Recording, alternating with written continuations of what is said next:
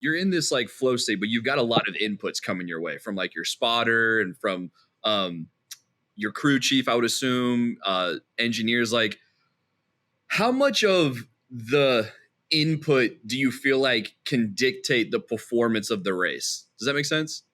Like, is A the crew lot. chief Yeah. driver like? Can a great crew chief like make or break a race for someone? You know what I'm saying?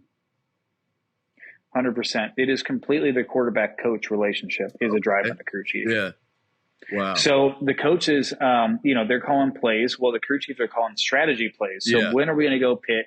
What are we changing in the car? It's my job as a driver to key up on the mic and tell them, what am I feeling? And then the engineers are looking at their data of lifetime feed to see what's going on with the car. What's the telemetry showing? Yeah. How is that matching up with what Matt's saying? And then when we come to pit road, there's typically a 5 to 7 lap window of when all cars will pit. But you might be taking 4 tires, you may be taking 2 tires, you might be gas only. But let's say we go to Charlotte, for example, for that long race. Mhm. If you come down lap 173 and you're going to short pit, which means you pit on the front side of that window for when your fuel is running out. Some place like Darlington, your tires are running out as well. So you're like just losing grip, which means you're losing time on the racetrack. So if you can perfectly plan of when the tires are losing grip, you can get fuel and make it to your next exit point, whether it's a stage end, which is kind of like hockey period pauses, or you can make it just to the end of the race.